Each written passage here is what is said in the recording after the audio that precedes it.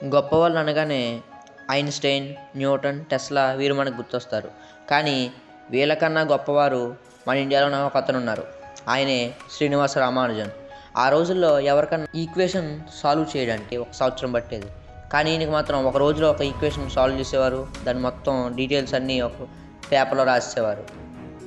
మన భారతదేశంలో ఆర్యభట్ట, భాస్కరాచార్య తర్వాత ఎవరికైనా అంత గుర్తింపు వచ్చిందంటే ఆయన శ్రీనివాస రామానుజనే.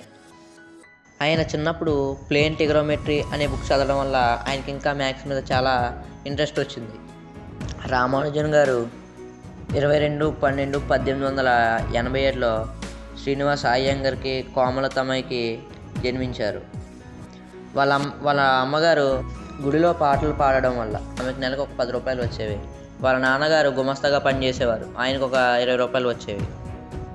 ఆయనకి చిన్నప్పటి నుంచి మ్యాథ్స్ అంటే ఎంతో పిచ్చి. ఒకరోజు ఆయన 3వ తరగతి చదువుతున్నప్పుడు వాళ్ళ క్లాస్లో వాళ్ళ మ్యాథ్స్ సార్ ఇలా చెప్తున్నారు, మనం ఏదైనా సంఖ్యని అదే సంఖ్యతో భాగిస్తే మనకి ఆన్సర్ ఒకటి వస్తుంది. అంటే ఎగ్జాంపుల్ ఆయన ఒక 10 యాపిల్ తీసుకోండి. ఆ 10 యాపిల్ని మీరు ఒక 10 మందికి పంచిపెట్టారనుకోండి, అంటే ఒక్కొక్కరికి ఒక యాపిల్ ఇచ్చినట్టు. అలా 10/10 = 1 అని చెప్పారు. అప్పుడు రామానుజన్ గారు లేచి, సార్ మరి 0/0 చేస్తే కూడా 1 వస్తుందా? అంటే మన దగ్గర యాపిల్స్ ఏమీ లేనప్పుడు, మనం ఎవరికి ఏమి ఇవ్వనప్పుడు కూడా అందరూ ఒకటి ఇచ్చినట్టు అవుద్దా అని అడిగారు. అప్పుడు సార్ షాక్. సార్ ఏమన్నారంటే, ఏంటి ఇలా పిచ్చి క్వశ్చన్ అడుగుతావేంటి, కూర్చో రామానుజన్ అన్నారు. అది మనకి చాలా పిచ్చి క్వశ్చన్ కింద కనిపించవచ్చు, కానీ అది చాలా గొప్ప క్వశ్చన్. దానివల్ల మనం ఎన్నో థియరీస్ అన్నీ మనం కనిపెట్టవచ్చు. 3వ తరగతి చదివే అబ్బాయికి ఆ ఆలోచన రావడం అన్నది మామూలు విషయం కాదు. అప్పట్లో అందరూ ట్రిగనోమెట్రీ అంటే ఎంతో భయపడేవారు. ఈయన చిన్న వయసులోనే ట్రిగనోమెట్రీ మొత్తం నేర్చుకుని ఈయనకన్నా పెద్దవాళ్ళైన వాళ్ళ అన్నయ్యలకు, ఆ అన్నయ్యల ఫ్రెండ్స్కి ట్రిగనోమెట్రీలో ట్యూషన్స్ చెప్పేవారు. దానివల్ల ఆయనకి ఇంకా ఒక రోజుకు నెలకి ఒక 30 రూపీస్ వరకు జీతం వచ్చేది. స్కూల్ తర్వాత ఆయన కాలేజ్లో చేరడానికి వెళ్ళినప్పుడు అందులో ప్రిన్సిపల్ అతనికి అడ్మిషన్ ఇవ్వలేదు. ఎందుకంటే వాళ్ళ దగ్గర డబ్బులు లేకపోవడంతో ఆయనకి సీట్ ఇవ్వలేదన్నమాట. సో అప్పుడు ఏం చేశారంటే రామానుజన్ గారు ఆయన రాసిన ఈక్వేషన్స్ అన్నీ అక్కడున్న ఒక మ్యాథ్స్ ప్రొఫెసర్కి చూపించారు. ఆయన చూసి ఆయన షాక్, మేమే చేయలేము ఇలాంటి ఈక్వేషన్స్ అని, నువ్వు ఎలా చేసావు అని చెప్పేసి ఆయన వెంటనే తీసుకెళ్ళి ప్రిన్సిపల్ గారితో మాట్లాడి, సరే నేను ఇక్కడ ఉండాల్సిన గారు మీరు ఖచ్చితంగా అడ్మిషన్ ఇవ్వండి అంటే అప్పుడు అడ్మిషన్ ఇస్తారనమాట రామానుజన్ గారికి. కాలేజీలో ఏదైనా లెక్క ఇచ్చినప్పుడు టీచర్స్ అందరూ దానికి ఒక 15 స్టెప్పుల్లో ఆన్సర్ చెప్పేవారు. కాకపోతే రామానుజన్ గారు మాత్రం దాన్ని బోర్డు మీద చేసేటప్పుడు జస్ట్ 3-4 స్టెప్స్లోనే దాన్ని ఆన్సర్ చేసేవారు. దాన్ని చూసి లెక్చరర్స్కి అది అర్థం అవ్వలేదు. స్కూల్లో పరిస్థితి ఎలా వచ్చిందంటే, టీచర్ లెక్క చేశాక రామానుజన్ని అది రైటేనా కాదని అడిగేవారు.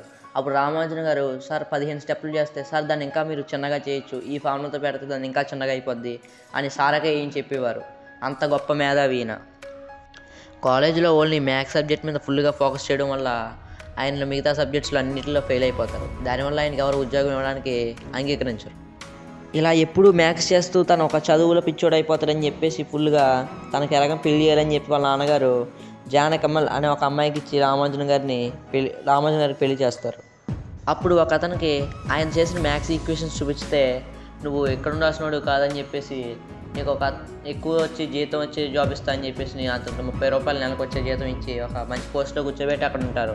కాకపోతే అక్కడ ఒక వ్యక్తి ఆయన ఈక్వేషన్స్ చూసి, ఈయన ఖచ్చితంగా చాలా గొప్ప మేధావే, ఆయనకి ఇంగ్లీష్ మ్యాథ్స్ కూడా అర్థమయ్యేలా చేస్తే చాలా గొప్పవాడు అయిపోతాడని చెప్పి అతనికి అర్థమై తను ఇప్పటివరకు చేసిన మ్యాథ్స్ అంతటిని ఇంగ్లాండ్లోని కేంబ్రిడ్జ్ యూనివర్సిటీకి మొత్తం ప్రొఫెసర్స్ అందరికీ పంపుతాడనమాట. అప్పుడు ఆ ప్రొఫెసర్స్ చూస్తారు, కానీ చాలామందికి ఆ ప్రొఫెసర్స్కి అసలు అర్థం అవ్వదు. అసలు ఏం చేశారు అన్నది కూడా, ఏదో పిచ్చోడు ఏదో రాసినట్టు ఉన్నాడు అని చెప్పేసి అసలు అన్ని పట్టించుకోకుండా పడేస్తారు. కానీ ఒక అతనికి అవన్నీ చూసి షాక్ అయిపోతారు. ఎవరెంత గొప్ప మేధావి ఇండియాలో ఉన్నారా, అయితే అతను ఖచ్చితంగా ఇక్కడ పిలిపించండి అని చెప్పేసి అతను ఖచ్చితంగా పిలమంటారు. ఆయనే హార్డ్లీ. అప్పట్లో వేరే దేశానికి ఏదైనా వెళ్ళాలంటే మనం సముద్ర మార్గంలోనే వెళ్ళాలి. కాకపోతే అప్పుడు బ్రాహ్మణులు సముద్ర మార్గం నుంచి వెళ్ళకూడదని చెప్పేసి అనుకునేవారు. దానివల్ల అది ఏదో ఒక పాపం కింద భావించి రామానుజన్ గారు వెళ్ళాలి వద్దా అని ధీమాలో పడ్డారు. అప్పుడు ఖచ్చితంగా వెళ్ళాలని నిర్ణయించుకుని వాళ్ళ అమ్మగారిని ఒప్పించడానికి ప్రయత్నించారు. కానీ వాళ్ళ అమ్మగారు ఒప్పుకోలేదు. చివరికి ఆయన్ని, నేను నా నియమాలది ఖచ్చితంగా పాటిస్తానమ్మా అక్కడ అని చెప్పేసి ఖచ్చితంగా అని చెప్పి ప్రామిస్ చేసి వాళ్ళ అమ్మకే నేను బయలుదేరని చెప్పి వెళ్తాడు. ఇంగ్లాండ్లో కేంబ్రిడ్జ్ యూనివర్సిటీకి వెళ్ళాక ఆయన అక్కడ సరిగ్గా ఫుడ్ తినేవారు కాదు. ఎందుకంటే అక్కడ ఎక్కువ నాన్ వెజ్ తింటారు. కానీ ఆయన ఒక బ్రాహ్మణ్ అవడంతో ఆయనకి అంత ఫుడ్ అది అంత తినడానికి అది ఇంట్రెస్ట్ ఉండేది కాదు. ఇంకా అక్కడ చలి కూడా బాగా ఎక్కువ ఉండేది. దానివల్ల ఆయన ఒక క్షయ వ్యాధితో అంటే టీబీతో బాధపడుతున్నారు. అప్పుడు ఆయన హాస్పిటల్లో ఉన్నారు. హార్డీ గారు అప్పుడు రామానుజన్ గారు తిరాగా అంటున్నారు, ఆయన సారీ రామానుజన్, నేను రావడానికి లేట్ అయింది, ఆ ట్యాక్సీ డ్రైవర్ లేట్ చేశాడు, ఆ ట్యాక్సీ నెంబర్ చూసాక నాకు చిరాకు వచ్చింది, ఆ నెంబర్ ఏంటి అలాగుందని అన్నారు. అప్పుడు రామానుజన్ గారు ఆ నెంబర్ ఏంటని అడుగుతారు. అప్పుడు హార్డీ గారు ఆ నెంబర్ 1729 అని చెప్తారు. 1729 చాలా గొప్ప నెంబరు, అది మనం ఒక చిన్న నెంబర్, ఒక 4 డిజిట్ స్మాల్ నెంబర్, అదే దాన్ని మనం 2 క్యూబ్స్ అంటే ఏదైనా సమ్ చేసినప్పుడు 2 నెంబర్స్ని సమ్ చేస్తే అది వస్తుంది. అంటే ఏంటంటే ఇప్పుడు 1729 మనం 10 క్యూబ్ ప్లస్ 9 క్యూబ్ రాయొచ్చు, అలాగే ప్లస్ 1 క్యూబ్ ప్లస్ 12 క్యూబ్ కూడా రాయొచ్చు. అది ఒక చాలా గొప్ప నెంబర్ 1729 అని హార్డీ గారికి రామానుజన్ గారు వివరిస్తారు. రామానుజన్ గారికి ఒంట్లో బాగోకపోవడంతో 1919లో మళ్ళీ తిరిగి ఇండియాకి వచ్చేస్తారు. ఇండియాకి వచ్చాక కూడా ఆయన ఆరోగ్యం మీద ఫోకస్ చేయకుండా మొత్తం లెక్కలే అన్నట్టు, జీవితం అన్నట్టుగా ఫుల్గా లెక్కల మీద చేస్తారు. చివరికి ఆయన 1920 ఏప్రిల్ 16న మరణిస్తారు. రామానుజన్ గారు ఆయన మొత్తం జీవితంలో 3900 ఈక్వేషన్స్ కనిపెడతారు. అవి మనకు తెలిసినవే, ఆయన తెలియకుండా ఇంకా చాలా ఈక్వేషన్స్ కనిపెట్టారు.